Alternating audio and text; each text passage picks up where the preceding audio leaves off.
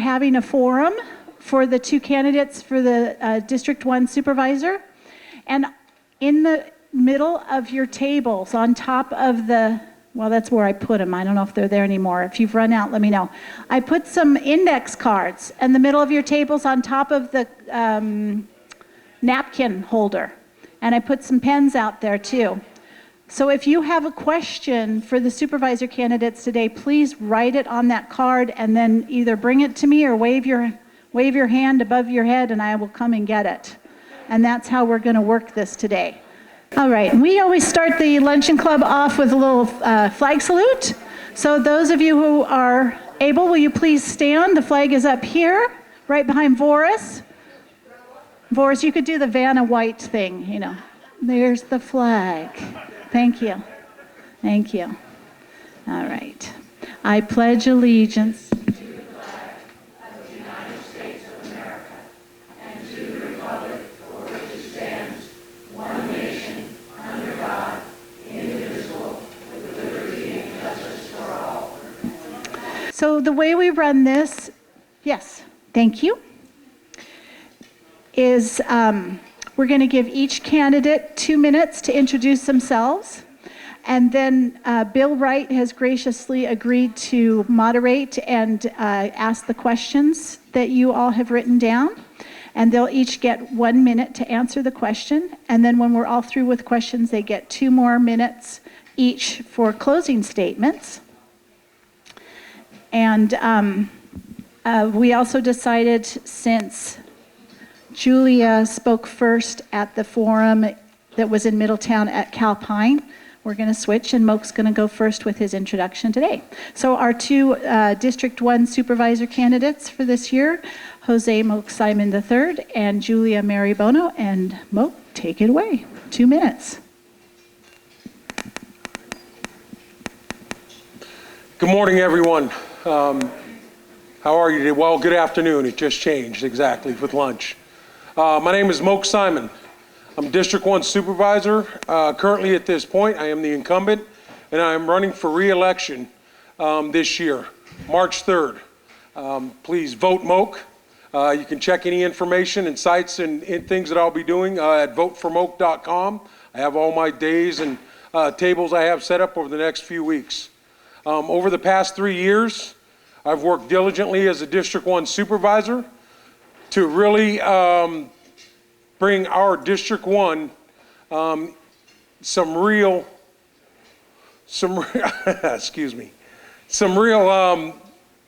notification and see who we are. There are plenty of projects when I came on board, rebuilding from the Valley Fire and also the Clayton Fire and the Sulphur Fire. So fire rebuilds have been a big part of what I've been doing over the 3 years.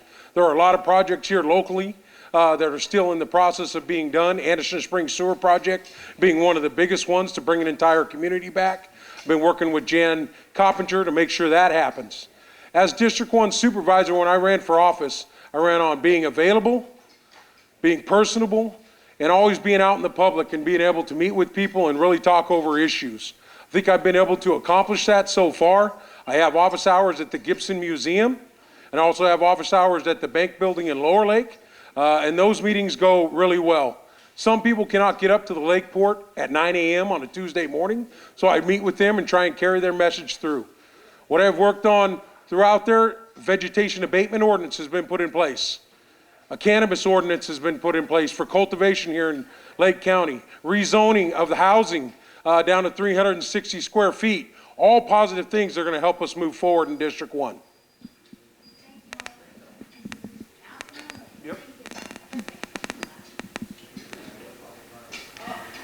Good afternoon, ladies and gentlemen. My name is Julia Mary Bono. I'm a minister, a scientist, and a business person. I've operated small businesses in Lake County since I arrived here in 2000. And I have a background in the hard sciences. I have 2 degrees and a lot of background as being a vice president of Bank of America for 6 years. That has given me a tremendous, I also sit on the board of about 7 nonprofits. So I'm very familiar with how boards work. I'm very familiar with the problems that Lake County has faced. I was in the evacuation camps, probably with many of you during the Valley Fire. So I know what we're facing here. And due to the high level of intelligence I have, you don't get to be a scientist, without being fairly intelligent. There's an ability that intelligent people have to solve problems. That means once we get inside the situation, once we know all the facts, we can usually see a good way out of it. And that's something that I hope to bring to the Board of Supervisors, is the problem-solving ability, because Lake County has a lot of problems. We're also addressing things in some very old-fashioned ways, and I think we need somebody who has kind of a more futuristic approach to how we can take Lake County into the future rather than taking it backwards. We need to move into the future, looking at new technologies. We need to look at ways to address the wildfires that we've got, threatening our county and our homes. We also need to look at ways to, enrich our people and build the economy on a local level without bringing in national chains like Dollar General, but instead by encouraging local small businesses and farmers like our cannabis cultivators. So, I'm here for you. I've got open ears. I'd love to brainstorm with any of you, folks who also feel like you're good at solving problems. And, let's talk about how we can address the issues. Thank you very much. Look forward to your questions. Thank you. All right. So we've got some questions. Okay, and Bill's going to come on up and lead the asking of them. I will not eat all your lunch. I'll keep an eye on Gail, too.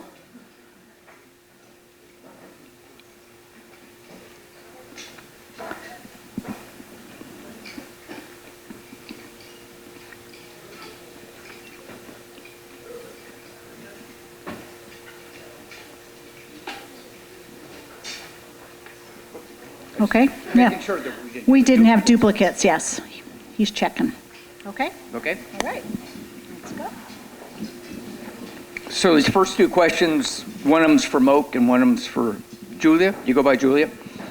So Moke, you have been quoted as saying that there are some hard decisions in the future that need to be made, and many are not going to like them to improve the economics of the county. It is understood that the county has lost a significant amount of revenue through the property taxes from the fires we've experienced, and many choosing not to rebuild. The assumption resulting from your comment is having the citizens that are remaining contribute more to the county coffers in the form of taxes, assessments, permits, etc. Is this assumption correct? And if so, can you shed some light on what areas you are speaking of? Yeah, I think what the question is, and the comment that I had was not talking about taxing or other things like that. What we need to work on, some of the decisions that I was talking about, I think is what this is the class and comp study. The class and comp study is something that hasn't been done here in years. So what we're looking to do, obviously, is reset our salaries, our wages, and compensation as we have at each department in the county. It hasn't been done for a while, and there are going to be some hard decisions that need to be made. Not only will we be resetting our class and comp study as far as salaries and wages, but we also have had over the last 20 years a 20% vacancy rate at the county level. Jobs that have not been able to be filled. They were funded but unfilled, and we will be reducing some of those to really help strengthen the workforce. And so that's what I was talking about. Okay, thank you, Moke. One down. Next question was for Julia. You have been quoted as saying you support small mom and pop type businesses. Not high enough? I'm sorry. You have been quoted as saying you support small mom and pop type businesses. Business parking in downtown Middletown is limited. Would you explain your reasoning on how you are supporting small business by parking a car directly in front of Beulah's front door all day with a sign in the car window facing the front door of the establishment that says, "Vote for Julia Bono," after being asked by the business owner to please remove the vehicle to accommodate patrons who come and go throughout their workday, many of whom have disabilities? I'm running a grassroots campaign. That means that I am funded by myself, okay, and by a donation that I received from my mother for my birthday. I am not taking donations from large business interests like the casino, like Moke is. I am not taking donations from anyone that might possibly, I am not taking donations from anyone that might possibly influence my decisions made on behalf of the residents of this county. So when it comes to having a budget to produce lawn signs, which have to be ordered in large numbers and can be put outside, I don't have that budget. So what had happened in front of and so what we've been doing instead is taking a couple of old vehicles and putting a sign in the window and then moving that around the town in front of various businesses as time goes on. We checked with CHP and the California Highway Patrol, and we found out that we could park legally on the street for 72 hours and then move the cars by 18 inches. So we were obeying the law, and we were looking to work within our budget. And we now have a sign in front of Beulah's, so we're even, so we're fine. Okay. The next one is for both of you. We'll start with Moke and then go to Julia, and then next one we'll flip-flop. What about more programs after school for the youth of Lake County to keep them out of trouble? I don't know who wrote that question, but it's a great question. Obviously, I know the school board just voted something here in Middletown about bringing back some of the band program, which I think is phenomenal. What we've also done from the Board of Supervisors, which we'll be working on in collaboration with our First Five committee that we have at the county, is to really look at opportunities how to support our kids after school programs. One of the things we're going to be doing here in District 1, each district is going to be doing a town hall or a assembly with the schools to start to talk about what we need and how we're going to move forward with giving them opportunities. There are plenty of after-school programs in athletics and other things that are happening. We have a mountain bike program that's being supported right now. And so looking at those opportunities down the road are very important. When we talk about businesses that come in, we definitely need to look at a business, a bowling alley, a movie theater, some of these other things that may be opportunities, I think are quality businesses that we could look at, and that's how we're going to move forward. Thank you, Moke. Julia? Need me to repeat the question, or are you okay? Oh, no, same question. What about more programs after school for the youth of Lake County to keep them out of trouble? Right. Well, I really support this. And one of the reasons I really support it is one of my children I actually homeschooled.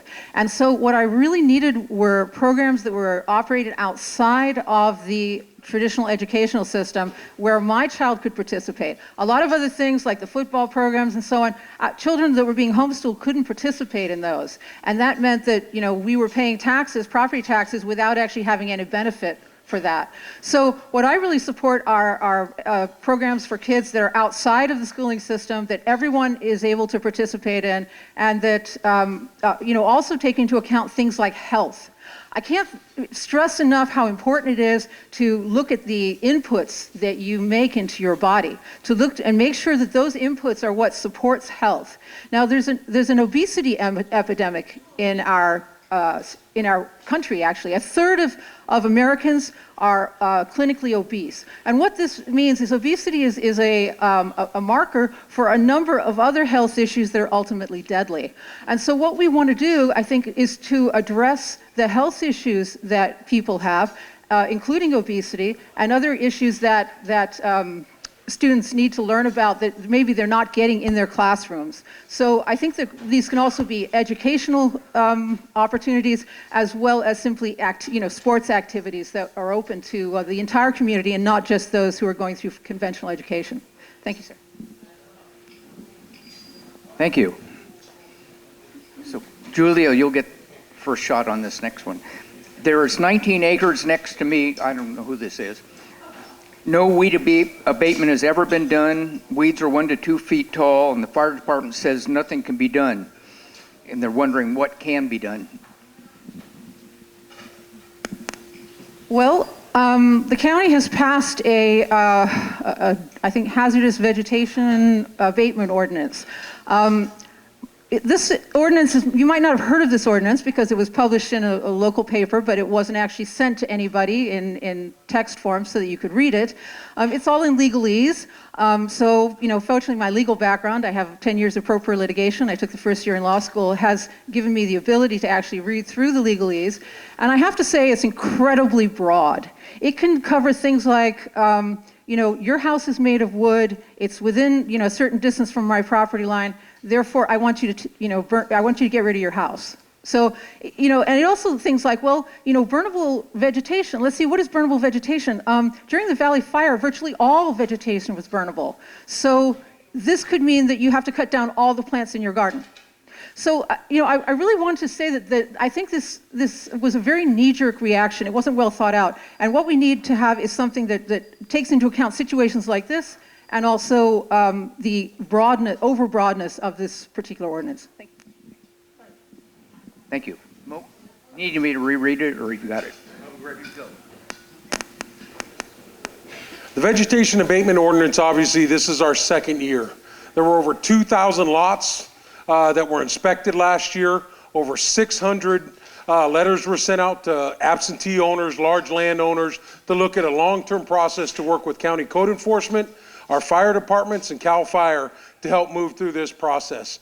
Our ordinance does not say you got to cut everything down in your yard. Ordinance does not say you need to move everything away from your house. This is a process. We will work with each landowner to bring them into compliance, to hopefully protect themselves and ultimately protecting their neighbors. This is the second year that we have this process going on. This year we have a great collaboration and coordination with all the HOAs, the fire departments, CAL FIRE, and the county, with 3 different inspection groups going out there. We've also implemented technology through CAL FIRE to be looking at these things under their LE 100 form documents that they have, and this year will be better. But we are working towards compliance, not just eradication of plants and vegetation. Thank you, Mo. So the next 2 questions I'm just going to link them together because they're about the same issue. My road in front of my house has been washed out for a year now. Who's going to fix it and when? Erosion is headed towards my house. And the other one is similar, in other words, roads. So Mo, you're up. Well, roads obviously are something that we are focusing on from the county standpoint. If anybody have heard about SB1 and AB1, that's an opportunity where you are paying a little more at the pump, but the county is going to get a little bit more money. It will almost double our roads money. The first thing, though, on the home that has been washed out, I don't know where the home is. I don't know where the road is. It depends if it's a county road, or a county unmaintained road. That is a specific issue. Public Works, 263-2321. You can give them a call and look at that situation. If this is specifically towards the Spruce Grove Extension Road that's out on the outside, that is definitely a problem, but it's a long-term priority for ourselves to get completed. There's not a lot of houses on that road, and Public Works will get to it when they have the funding to do that. As far as roads overall, we are working on a plan to use SB funds to resurface and to repave a lot of the roads as we move forward here. Okay, thank you, Mo. Julia? I don't have a lot to add to what Moke said. I mean, that's all sensible ways. We need roads. We need roads to be maintained. I mean, it does really matter if this is a county road or if this is a private road. If it's a private road, you're on your own. If it's a county road, the county should be maintaining it. I myself owned property that had a county road through it, and we didn't see an awful lot of maintenance. So I understand what you're dealing with if it was a county road. So this is something that I think we need to address. We need roads that aren't going to break our cars' axles when we drive over them. We need roads that are safe to drive on. So this is obviously somewhere in a place where county money should be being spent. Okay, thank you. Julia, you get the next one. At least you get the front end of the next one. Are there plans for future business in Lake County? That may be a little tough for you as opposed to Moke, but. What are my plans for future business? Yeah. Okay. I kind of addressed this in a previous question, but I'm very much in favor of local businesses. That means business run by stakeholders, by the ma's and the pa's of our community, by me and you. I really would like to support all of us, because then we not only give better service because we own that business, but we also give back to our community, because that's a natural thing to do if you own a business, is you give back to your community. You spend money in your community. So I'm really looking to grow local businesses. I want to make it easy for businesses to come in here and operate. I also want to grow remote working businesses. Things like, for example, if you're a software engineer, being able to work in Lake County while you work for a company in Silicon Valley. So bringing in the infrastructure into Lake County, the high-speed internet and so on, that such workers need to be able to operate. I'd also like to address at the state level the recent legislation that's making harder and harder for people who participate in the gig economy, which remote workers are, to continue to do so. Thank you, Julia. Moke? Need the question again, or? No, I think I didn't think so. Thank you. You know, I've talked about economic development. When I ran for office, it was one of the things that I really wanted to focus on. Proud to say right now, District 1 is the spot for economic development. If you drive around the county, obviously the roundabout, you have Six Sigma, which is looking to do a glamping project out there on the winery, supporting our local businesses that want to expand in different opportunities as far as agritourism. That's one of the things we're working on. Number 2 would be the Valley Oaks project. Number 3 would be the Maha group that is going out in Gwinnett Valley. There are other business owners that are purchasing current properties in town that will be bringing new business to us. The one thing that we need to always be doing is always improving the infrastructure and looking at the opportunities. Obviously, there are a couple different ways to do that with internet, sewer, water, roads, and those are all things we'll be looking to improve and work together with these business owners as they develop in our backyard, creating new jobs and opportunities for ourselves. Thank you, Moke. This next one's probably more for you than Julia, but if Julia wants to comment, that's cool too. Are there plans to widen Highway 29 from Lower Lake to Middletown?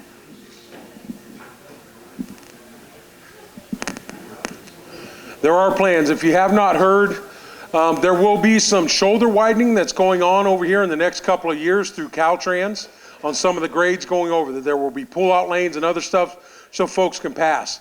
The other thing going between here and Lower Lake, as you can see, they're doing a lot of vegetation abatement along the side of the roads with Caltrans, but that's to accommodate future projects that will be happening. Most of those are going to be some short widenings and also turnouts for the trucks. Another big project in Lake County that is not in our district, but it's called the 29 Expressway. What they'll be looking to do is bring trucks from 20 to 53 down to Lower Lake and then a 4-lane highway going up to Kelseyville. Those phases in that project will be happening over the next 20 years probably, but phase 1 and phase 2 are already through cultural and advisory stuff that has been funded, and you'll see a project happening just past Kitts Corner this year. So those projects are going to be happening.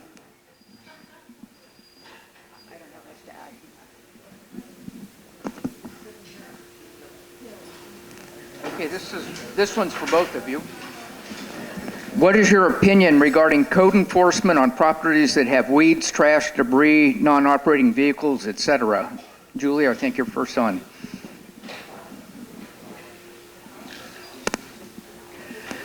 Well, we have laws, we need to enforce them. Simple as that.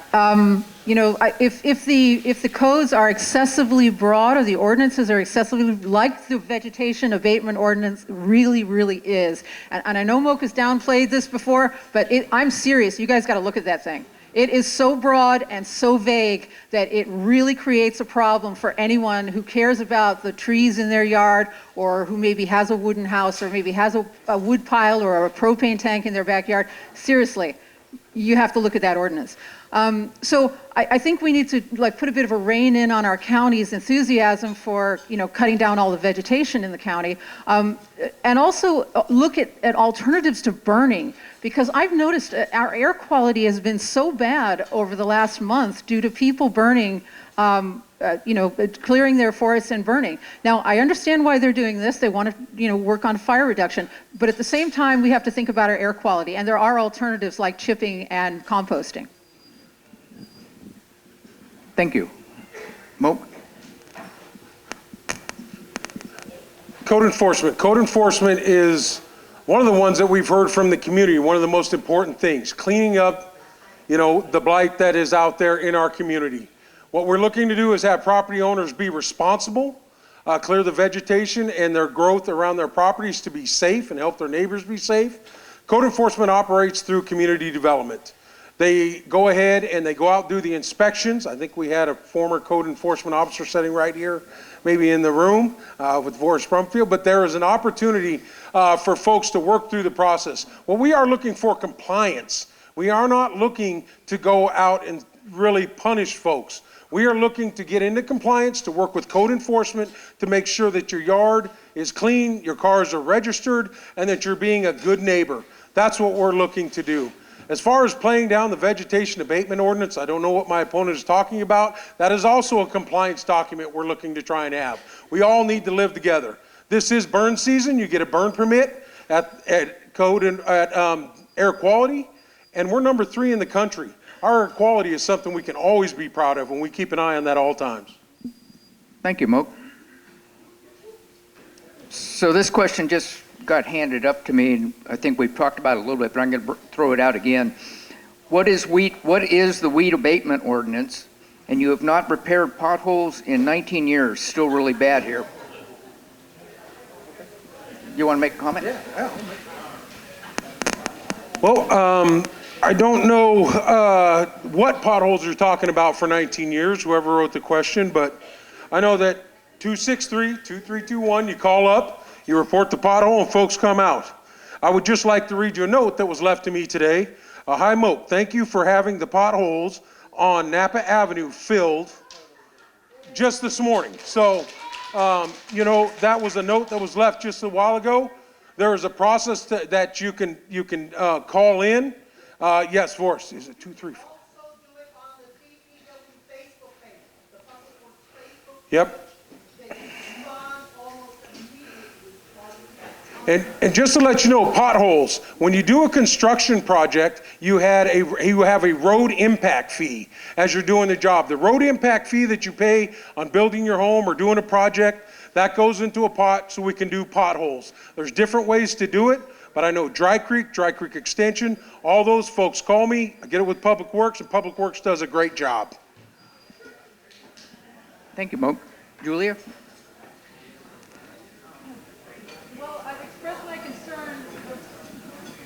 I've expressed my concern before about the broadness of it's not just a weed abatement ordinance, it's a hazardous vegetation or combustible vegetation and combustible materials ordinance. So it doesn't just cover weeds, all right? You might think it does, but it doesn't. It's actually very broad. I encourage every one of you to get a copy. Maybe Moke needs another copy so he can read it and see what I'm talking about. I don't think you should vote on things unless you've actually read them. I think it's really important to know what you're approving for the county, and that's why I took the time to actually read it and assess each term in it and what the implications of that could be.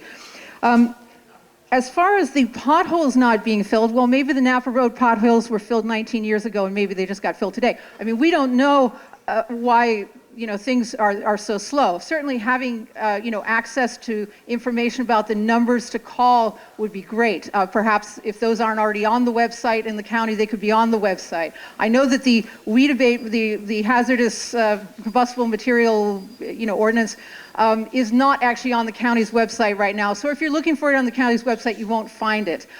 So I think that needs to be addressed also. Okay, thank you. So this one kind of follows along. I had to go to the courthouse in Lakeport. Even the main street is in terrible condition. Pretty lights were lit on trees lining Main Street. Where are the priorities when we can pay for lights in February, but we can't fix Main Street in our county flagship city or any other roads that the county should have been fixing for the last 30 years? That's pretty easy. That is in the city of Lakeport. City of Lakeport is obviously an established city. They have their own public works. And so just to understand, there are 2 cities in Lake County, Clear Lake and Lakeport. And then the county board does the unincorporated areas, not the incorporated cities. So if you have a complaint for the city, you can go ahead and go to Lakeport City Hall and make your complaint. So understanding how government works is very important, and you need to get a hold of the right agency. Thank you, Moke. Julia, you want to comment?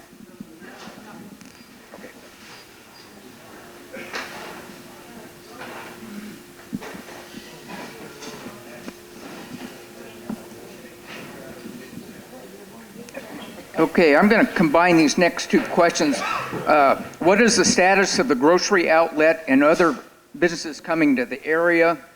And what's going on with Valley Oaks? Julia, you're on, I think.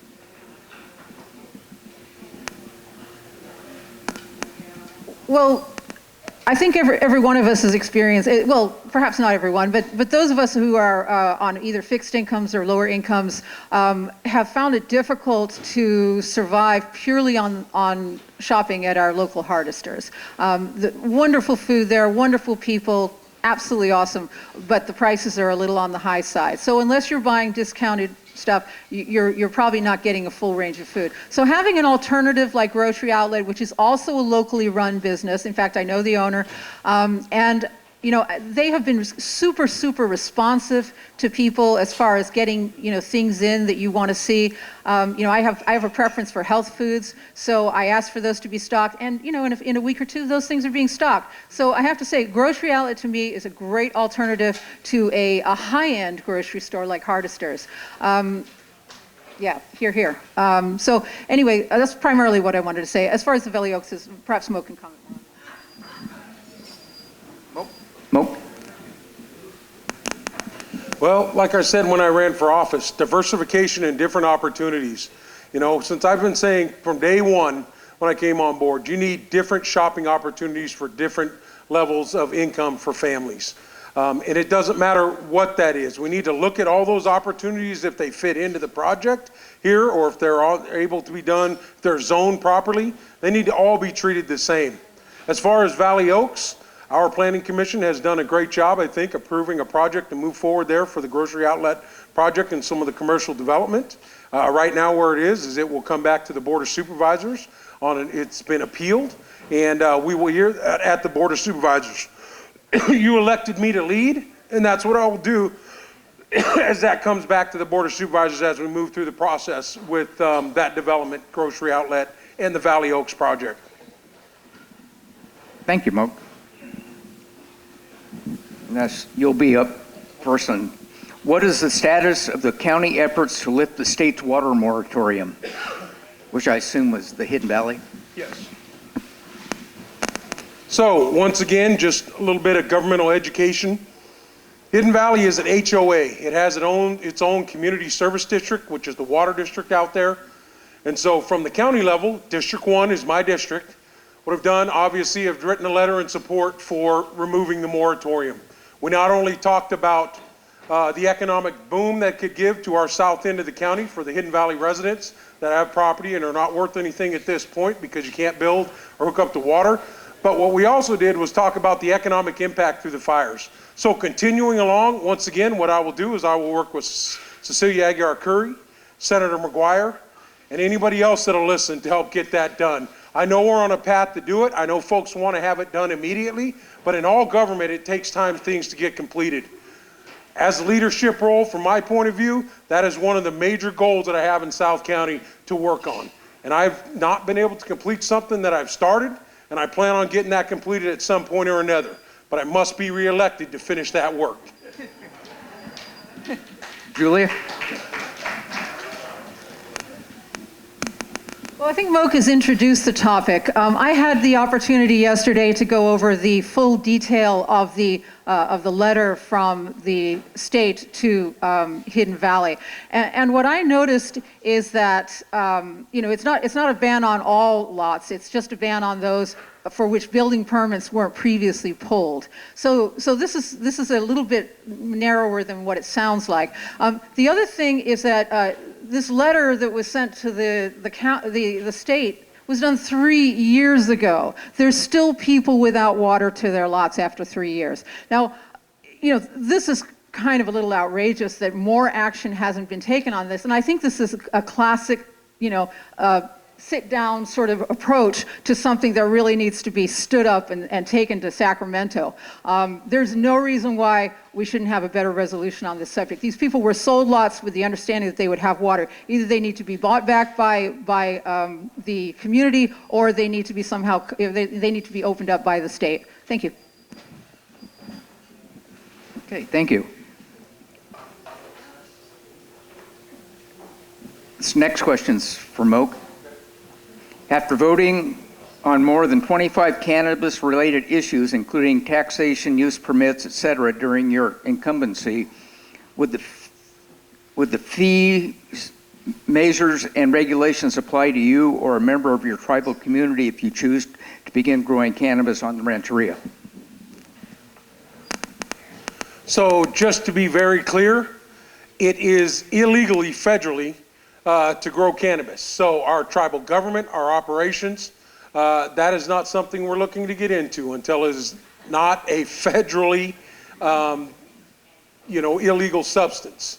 As far as the process for fees and other things, right now, the way the cannabis and things are written, we would most likely have to go through a compact situation with the state of California, which would allow us that opportunity. At this time, we are not doing anything that is illegal as far as a government. So at this point, no, that would not affect us because we are not allowed to. It is illegal on federal lands.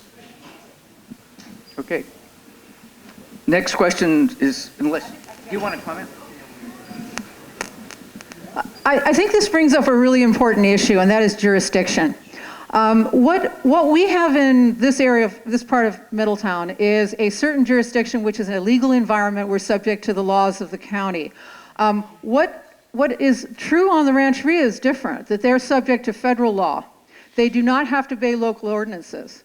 So someone who is in a position of authority over this county, but yet doesn't have to obey the ordinances they're voting on, creates an issue. It's a little bit like the issue that started the American Revolution, taxation without representation, paying property taxes without a representative that pays property taxes. So this is a very important issue, and again, it does relate to the cannabis issue. As far as the tribal land, well, I'm not exposed to that. I'm not in that jurisdiction. I'm in a completely different jurisdiction. So I would hope that the individual who's making decisions for the vast majority of this jurisdiction is actually living in this jurisdiction.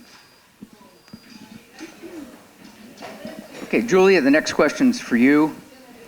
Since you speak of maintaining our own homes to be proactive and for fire protection, why don't you practice this at your own property? I just read it. Yeah. There might be some misunderstanding. I do not own the property that I reside in. I take care of a church.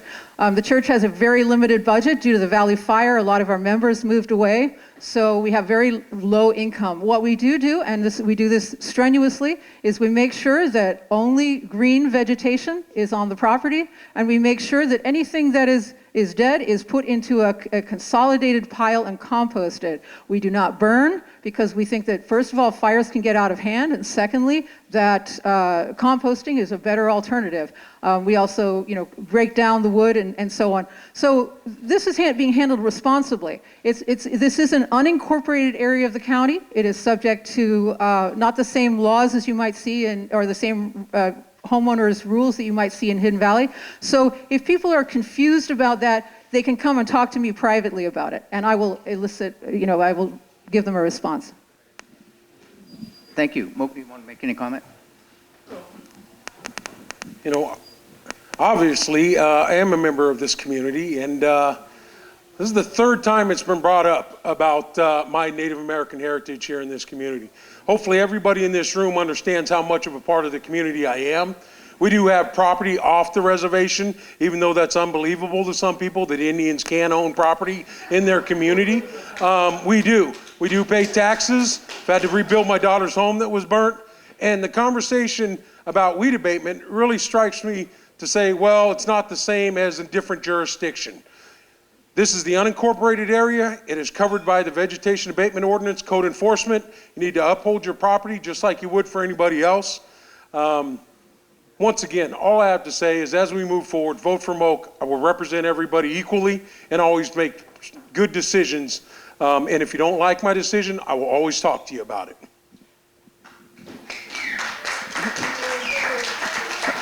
Okay, next question is directed to Moke. I had asked this question before and didn't fully understand the answer. From my understanding, some lawyers of the locals are holding up the progress of the grocery outlet. Competition is good for the public and no one should monopolize the market. You are an honest man from a good family background. Please don't allow corruption to intercede with our good people. Well, the word corruption has come up a lot too. Everybody has a right to appeal a decision. If something happens at the Board of Supervisors, there is an opportunity for you to appeal. It's not right the way government works, but there is a cost to that. There is a process you need to go through. Everyone has the right to appeal something that is decided on. Right now, what is happening, there is an appeal to the grocery outlet project that is going in out at the Valley Oaks subdivision and development, and that will be heard at the Board of Supervisors as we move forward. That is something that everyone has a right to do. I will not speculate on who's behind it. What we will do is we will address the case as it comes before us, and we will make a decision to help our families and our community move forward. Thank you, Moke. Julia, you want to comment?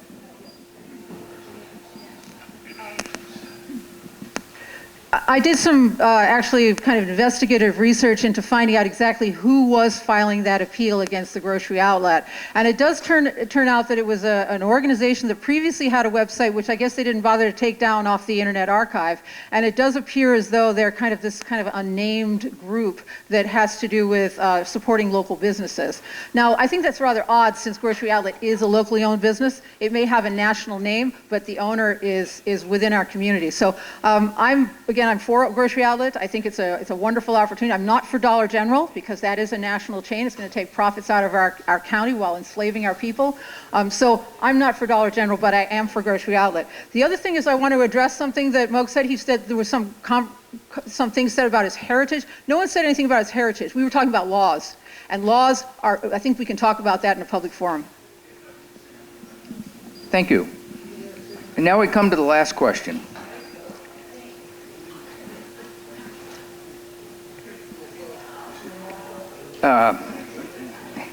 Ice. This is about ice. Not ice like cold ice, like ICE ice. Cannot come into Clear Lake, yes or no? What's that? Can ice agents come into Lake County? So obviously, federal agents can go where they need to go. As far as Clear Lake, there's the Clear Lake City of Council. I can talk about a conversation we had at the Board of Supervisors. At one point it was brought up when I was first on the board. At this point, I have not heard a statement both from the sheriff or from the board about any type of sanctuary county or issues like that. We had a conversation, and at this point, the sheriff is better to comment on that. He would be the one who moves forward on it. And from the board's point of view, we had a general discussion, but no action taken. Okay, thank you. Julia?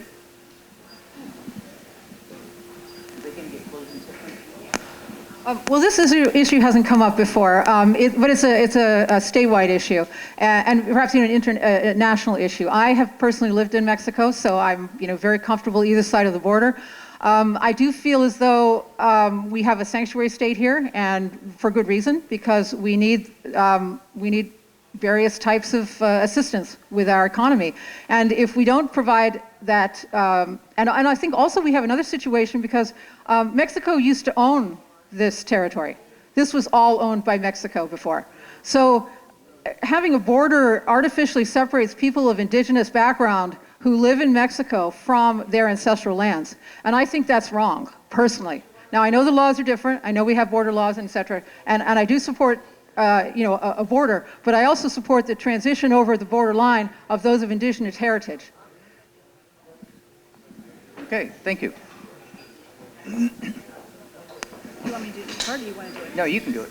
I didn't know how much time you were going to give them. You can eat the rest of your lunch. That would be nice. Thank you, Bill. You didn't eat my lunch? I didn't eat your lunch. I saved it for you. It was tempting, though. Thank you very much, Bill Wright, for moderating and doing the questions. Yeah. And also, before we get to closing statements, we do have closing statements, 2 minutes each, coming up.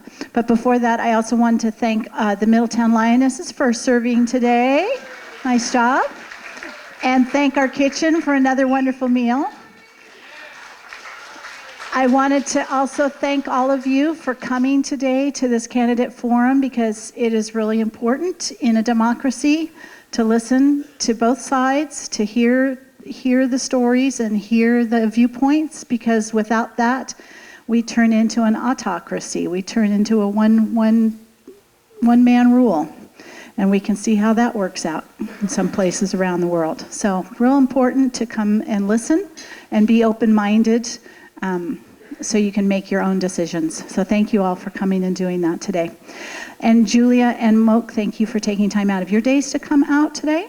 And we'll do closing statements. And since we started here for opening, we'll start here for closing. Is that okay? We didn't discuss that. So they get each 2 minutes. So it'll be 4 more minutes of your time here if you can sit tight, and we'll get you out of here after that. Thank you. Well, again, I want to thank everyone for being here. It's really important that the people participate in their democracy, that they educate themselves as to the issues and the candidates that they're electing to represent them. I would like to give you my website. My website is Bono, B-O-N-O, the number 4, supervisor.com. I have my phone number on there. I have my email address. I have my mailing address. I would like you to contact me if you would like me to bring up some additional issues for you. I know you've asked a lot of great questions. Thank you very much again for taking the time to do that. And I would just like to say that, as far as candidates are concerned, if you've got me on your side, you've got intelligence, you've got problem solving, you've got proactivity, you've got an activist who's not going to take 4.5 years to get the sewer system installed in Anderson Springs. Not going to take 3 years to get the water situation in Hidden Valley resolved. I'm going to be on the job. I'm an activist. I have certificates of honor for my work as an activist, and that's something that I intend to bring to bear for you, and as your representative. My ears are always open. I'm happy for intelligent conversations. Those who know me already know that that's something that I really enjoy and appreciate. So I look forward to hearing from you. I look forward to your issues, and I ask you very much to vote for me. Thank you very much.